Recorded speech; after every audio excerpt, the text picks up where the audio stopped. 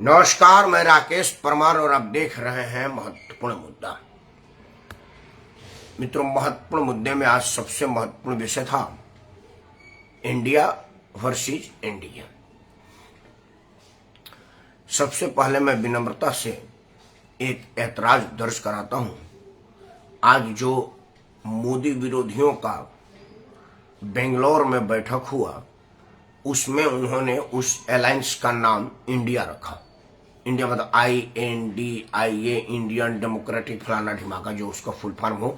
वो मैं इसलिए नहीं पूरा बता पा रहा हूं क्योंकि अखिलेश यादव ने उसका फुल फॉर्म कुछ और बताया, राहुल गांधी ने कुछ और बताया, ममता बनर्जी ने कुछ और बताया। तो पहले वो लोग फिक्स कर ले कि उस इंडिया का फुल फॉर्म क्या होगा, उसके बाद मैं आपको बताऊंगा।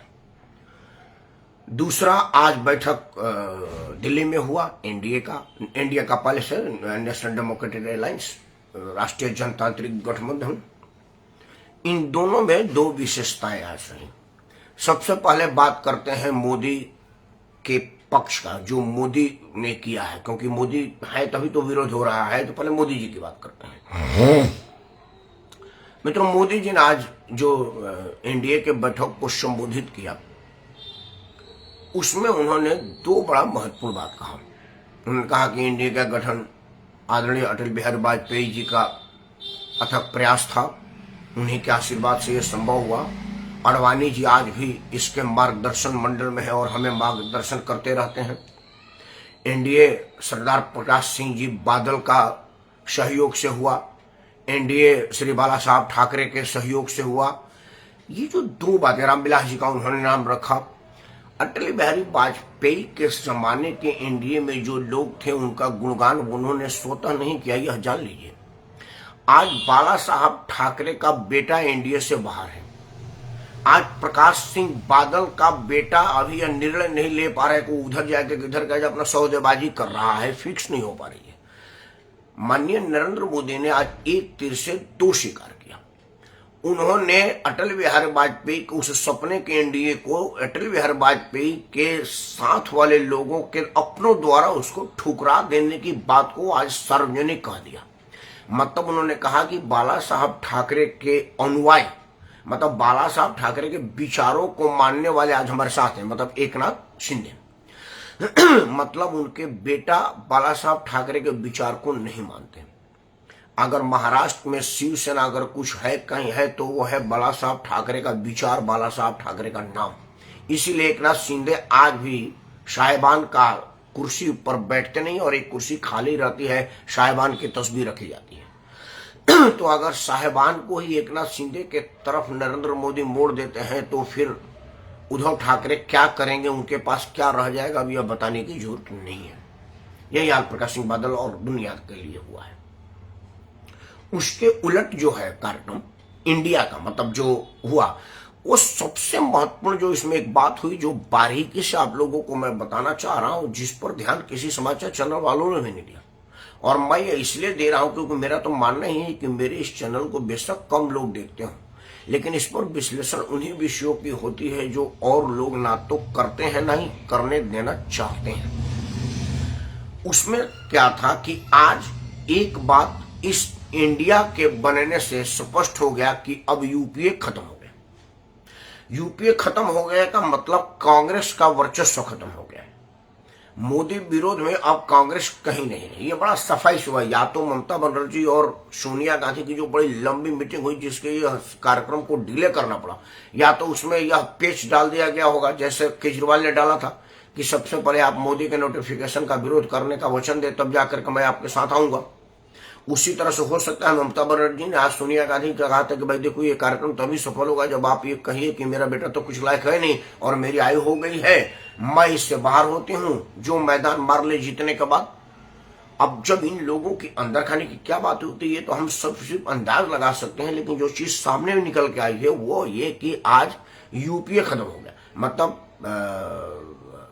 वो जो प्रोग्रेसिव अलायंस था, यूनाइटेड प्रोग्रेसिव अलायंस, संयुक्त प्रगतिशील मोर्चा, वो आज खत्म हो गया। जो 2004 में एनडीए मतलब तत्कालीन प्रधानमंत्री श्रद्धेय अटल बिहारी वाजपेयी को हराने के लिए कांग्रेस ने बनाया था।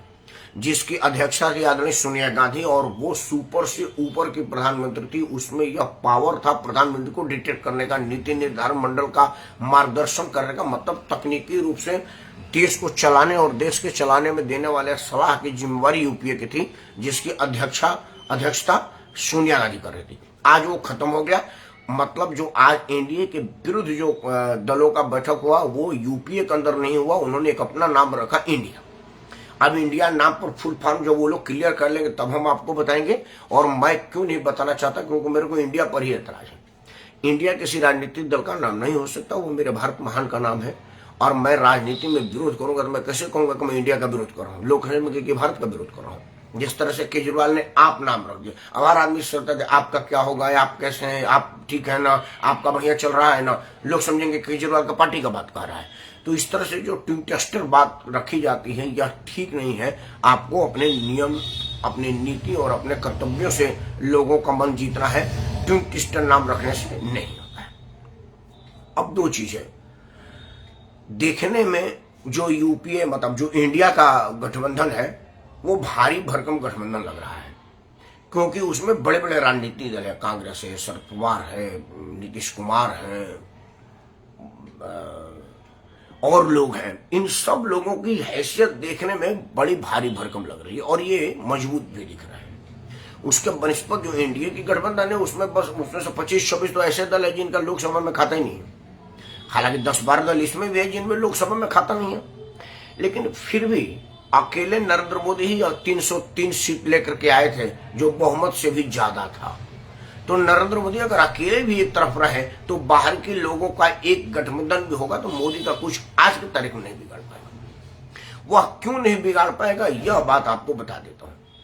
मित्रों, आज अखिलेश यादव वहां थे, वो अपने आप को लोहियावादी कहते हैं। उनका कहना है कि मैं लोहिया की पार्टी है, लोहिया के विचार को हम मानते हैं। उनके चाचा तो अपना नाम ही समाजवादी पार्टी लोहियावादी किया था।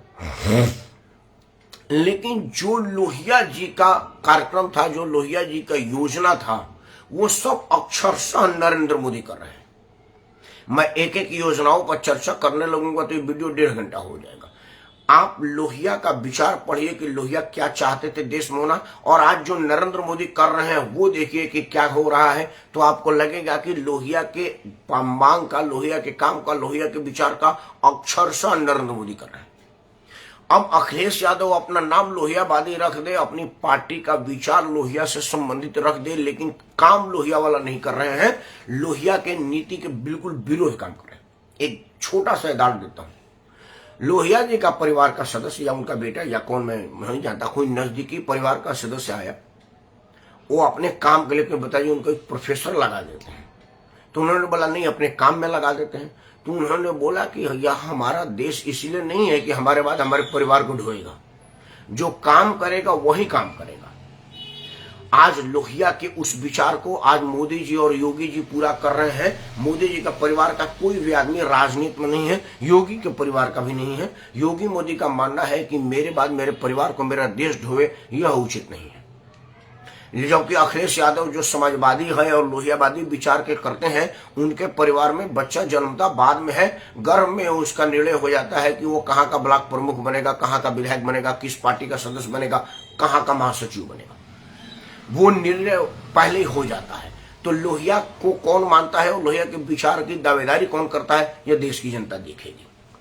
दूसरा एक जो सबसे महत्वपूर्ण बात है, जो आपसी विरोधाभास दोनों लोगों की है, वो कहां तक जाएगी ये तो 24 के चुनाव में और चुनाव के बाद पता चलेगा। मैं आपके सामने दो बातें रख रहा हूं कि क्या नेतृत्व विहीन संगठन के साथ आप जाएंगे या नेतृत्व वाले संगठन के साथ आप जाएंगे, निर्णय आपको लेना है। क्योंकि अभी जो एनडीए गठबंधन है उसे मालूम है कि नरेंद्र मोदी देश के प्रधानमंत्री के उम्मीदवार होंगे उनके तरफ से 2024 में, और अगर ये गठबंधन जीतती है तो मोदी प्रधानमंत्री बनेंगे, हारती है तो मोदी प्रधानमंत्री नहीं बनेंगे। अब देश वालों को यह निर्णय लेना पड़ेगा कि भाई जो पिछले 9 साल से, जो तब जाकर के पूरा 10 साल हो जाएगा, कि 10 साल में नरेंद्र मोदी ने इस देश के लिए क्या किया और क्या नरेंद्र मोदी को आगे कंटिन्यू करना चाहिए या करना पड़ेगा। दूसरा, जो लोग जो मोदी को नहीं पसंद करेंगे, वो जो उस गठबंधन के साथ जाएंगे, उनके दिमाग में एक बात तो होगा कि भाई किसको प्रधानमंत्री बनाएंगे, क्योंकि यहाँ तो मोदी के अच्छाई और बुराई को परखने का मौका रहेगा। लोग मान लो मैं जाऊंगा वोट देने के लिए बलिया के अपने शोभा छपरा वाला बूथ पर बटन दबाऊंगा, तो बटन दबाने के लिए जो मैं घर से जाऊंगा तो मैं 2-3 चीजें सोचूंगा कि भाई नरेंद्र मोदी को वोट पिछला बार दिया था तो क्या हुआ, अमेरिका का साथ मिला, रूस यूक्रेन युद्ध में भी हम रूस से तेल खरीद रहे और यूक्रेन खुश है, इजराइल और फिलीपींस में दोनों लोग हमारा जहाज को स्कॉट करते हुए आगे लेके चल रहे हैं, जहां इजराइल हमारे साथ अपना तकनीकी सहयोग दे रहा है, वहीं यहाँ फिलीपींस अपने स्तर पर सहयोग दे रहा है, रूस भी खुश है, यूक्रेन भी खुश है, भारत के पासपोर्ट की वैल्यू बढ़ी है, 80 करोड़ लोग मुफ्त में अनाज ले रहे हैं, कोरोना काल कब का खत्म हो गया लेकिन मुफ्त में लोगों ने अनाज ग्रहण आज भी कर रहे हैं, कोरोना का वैक्सीन दुनिया में सबसे पहले भारत में आया था और सभी को 3-3 बार मुफ्त में मिला, कोई पैसा चार्ज नहीं किया गया था, कोरोना काल का इलाज सारा मुफ्त था, 5 लाख रुपये तक का बीमारी का इलाज भारत सरकार का एक कार्ड है, जिस कार्ड के वजह से आप दिखाएंगे कार्ड तो आपका 5 लाख रुपए तक का इलाज मुफ्त हो जाएगा। मतलब कोई बड़ी से बड़ी बीमारी होगी वो 5 लाख से नीचे की होती है, तो मतलब आप कोई बड़ी बीमारी भी होगी तो आपका इलाज खत्म हो जाएगा वगैरह वगैरह, मतलब बहुत ज्यादा है। अब दूसरा वाले वोट दूंगा तो होंगे भाई कौन बनेगा, कहीं केजरीवाल तो ना बन जाए, जो कहा था वो किया था कि भाई दिल्ली को हम झील का शहर बना देंगे, आज जो दिल्ली में लोग रह रहे हैं वो झील में तैर रहे हैं, कहीं ममता बनर्जी को ना बना दे जो इस पूरे देश को पाकिस्तान बना देगी, पूरे देश में मुस्लिम राज कर देगी और हिंदू तीज त्योहारों पर बैन लगा देगी, जैसा वो पश्चिम बंगाल में लगाई हुई है। वहां कहती है कि भाई अभी चिल्लाना मत क्योंकि अभी नमाज का टाइम है, अभी अपने योजना को रोको क्योंकि उसका टाइम है। इन सब चीजों को देखने के बाद कैसे होगा यह सोचने वाली बात है। इन सब बातों को जब हम विचार करेंगे, इन सब बातों पर हम जब निर्णय लेंगे तो पाएंगे कि निर्णय किसके साथ है और कौन निर्णय ले रहा है। यह सब बड़ा महत्वपूर्ण और बड़ा जरूरी है, इस पर विचार करना। इसलिए मैं आपसे एक बात कह रहा हूं कि निर्णय लेने से पहले इन सब पहलुओं पर विचार करेगा तब जाकर के मतदान करेगा। बाकी देश की जनता है, सब समझदार है, एक एक लोगों की एक एक बातें अगर कहने में टाइम लगाऊंगा तो बहुत समय बीतेगा, इसीलिए थोड़ा कहना ज्यादा समझना, और आप तो समझदार हैं। जय हिंद, वंदे मातरम, भारत माता की जय।